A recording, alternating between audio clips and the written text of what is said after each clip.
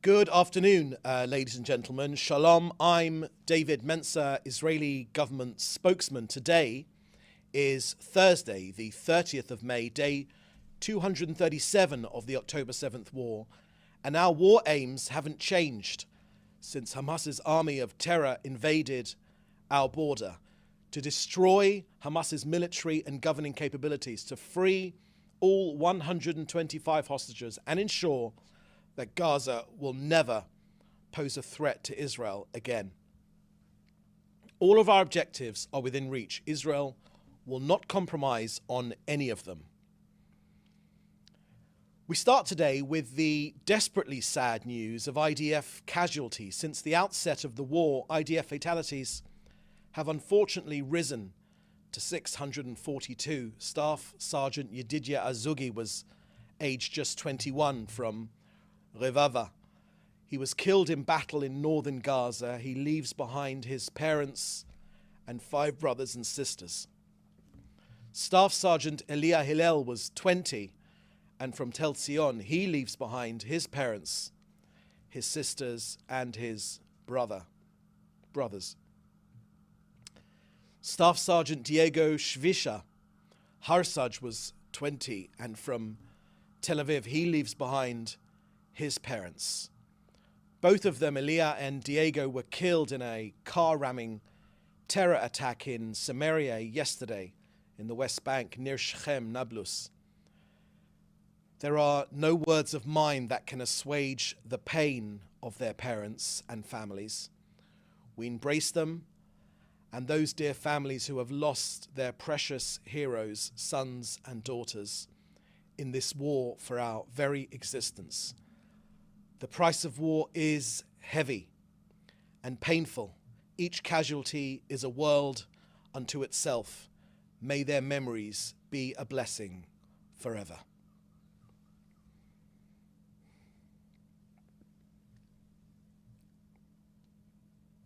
So this was why Israel targeted and eliminated the 2 Hamas henchmen on Sunday night, responsible for these attacks in Judea and Samaria, West Bank, and the shooting attack just yesterday into the Israeli village of Bat Hefer by Palestinian terrorists shooting from Tel Karam, which is under the control of the Palestinian Authority.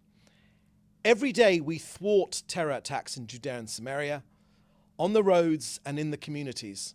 Israel will continue with a very strong deployment in both defense and offense to thwart terrorism and ensure the security of our residents.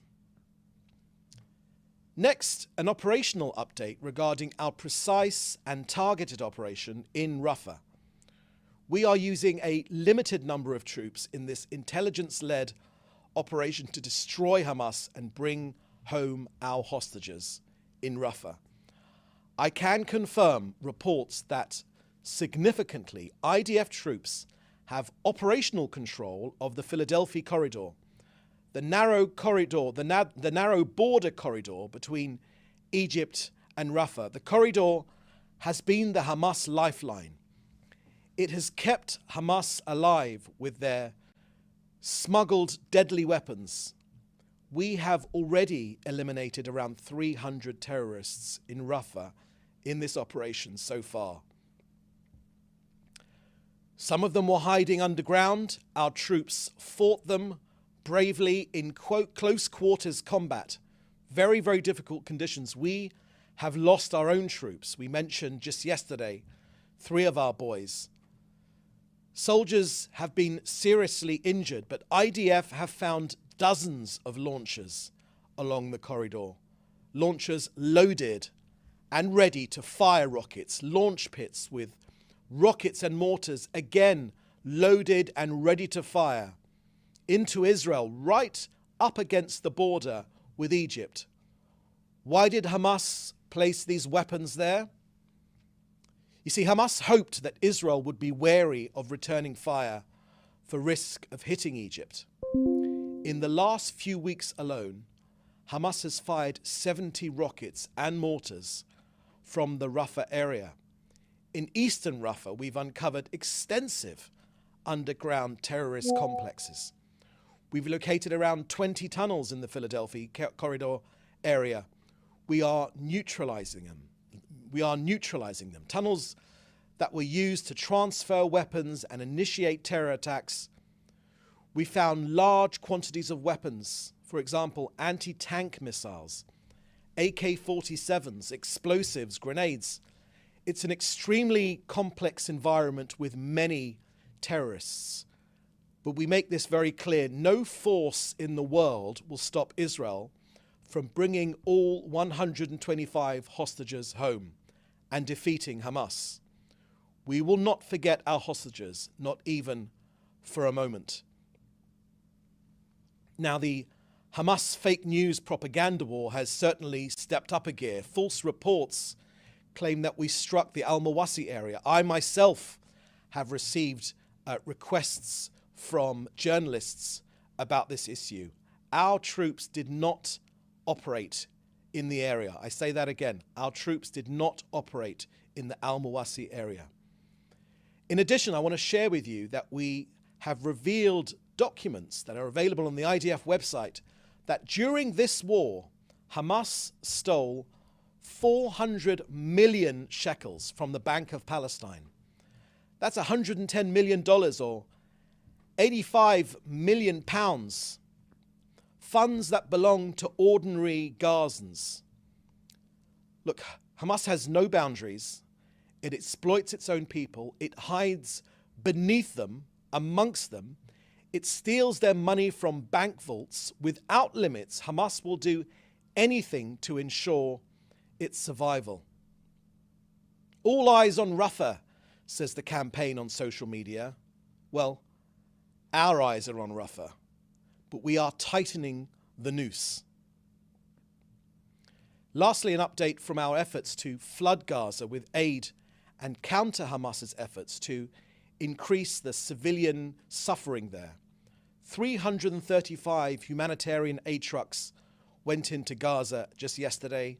5 tankers, that's 267,000 litres of fuel for essential Gaza infrastructure went in. Israel has ensured continuity of fuel supply.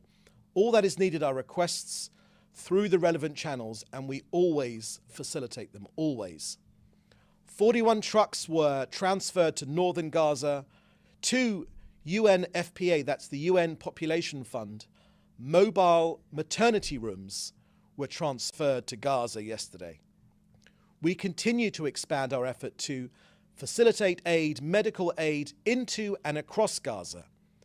You know, since the beginning of this war, 31,000 trucks delivering 600,000 tons of humanitarian aid have entered Gaza. More food and aid enters the Gaza Strip every single day. 80% more food compared to what was imported to Gaza before October 7th.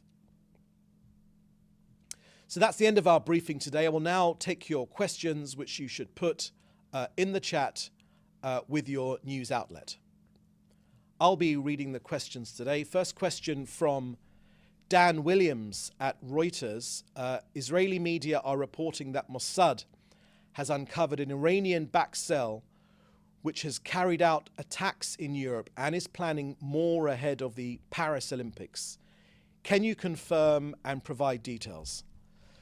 So thank you very much for that question, Dan. I haven't got anything more to add to those media reports. What I can tell you is that Israeli security services have worked with European security services to prevent attacks on European soil. I know this for a fact. This is already public knowledge that in the UK, for instance, Israeli security forces has prevented the deaths, has saved the lives of many Brits across the UK from these same Iranian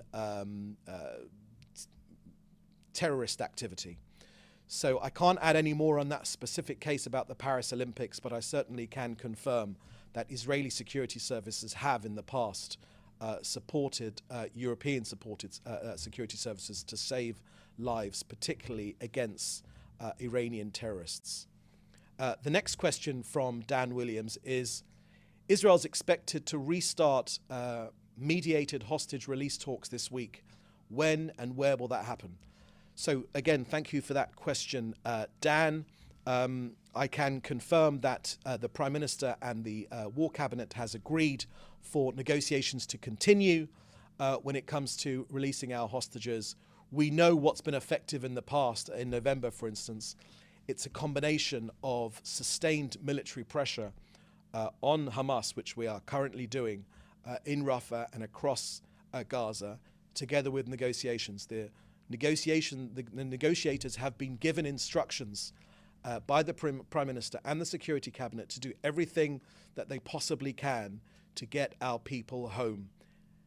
It's a shocking human rights abuse every single moment of the day that our stolen people remain in the terrorist dungeons of Hamas. It's one of our war aims, and we will bring these people home. Next question here from Joel Pollack at Breitbart News. South Africa's ruling party, the African National Congress, or ANC, is projected to lose its majority for the for the first time since yesterday's election, and after running a campaign that emphasized its opposition to Israel on the world stage. Campaign posters even featured the slogan "Free Palestine," yet the ANC suffered historic losses. Does Israel believe there's a connection between the ANC's opposition to Israel and the poor vote result? So, Joel, thank you very much for that question. I will resist the opportunity to interfere in South African internal politics and their elections. That's obviously up to South Africa's people to choose who it wishes to rule over them. What I can say is that the South African government, in supporting, in initializing and championing the effort to prosecute Israel at the ICJ, was simply an effect to act as a pro bono lawyer for the terrorist organization of Hamas. It was an outrageous, quite frankly, shocking attempt by a state which was unfortunately held in very high regard in this country. Need I remind you that so many Jews accompanied Nelson Mandela on his long walk to freedom, and to have that state, South Africa, acting in partnership with Iran and other negative forces around the world, detrimental forces around the world, was a shocking development. So I won't get involved in internal politics of South Africa, but none of us here in Israel will forget that South Africa were the pro bono lawyers for Hamas's case against us. Next question from Leo Soroka at the Washington Post. Excuse me. According to OCHA, the flow of humanitarian aid supplies into Gaza has dropped by 67% since 7th of May. Since the operation in Rafah, any comment? Kogat is not answering. Thank you very much for that question, Leo. So every single day of these briefings, we've been giving you the figures of the aid trucks going in every single day. And they are going up and up and up. An average of around 300 yesterday with 400. Sometimes it's down to 250. But every single day, those aid trucks have gone in. And they've gone in for the simple reason that we know that Hamas steals the aid. And we know that they keep them for themselves. There's no one hungry in Hamas. It's very important to remember that. When we've arrested them, they've certainly had no problems with their waistline whatsoever. Hamas steal the aid, and they sometimes they sell it back onto the black market for a vastly inflated prices. But we've managed to lower the prices on the markets inside Gaza, which pictures can show you. They're on the Kogat Twitter feed every single day of bustling markets. Prices have gone down precisely because we have flooded the area with food. We've pushed as much food as we possibly can get in. Whoever's donated aid to Gazans we have tried our hardest to facilitate it getting in.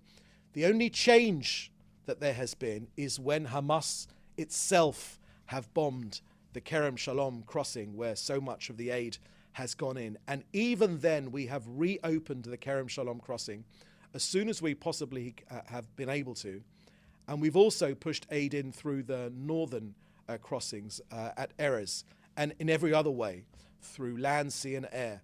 So aid is going in all the time. I simply don't recognize that as being correct.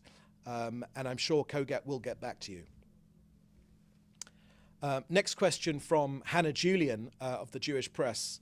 There's two questions here. The first one is, excuse me, how is the UNRWA bill that passed its first reading this week different from the ban that was passed in February? Can you comment on the proposed legislation?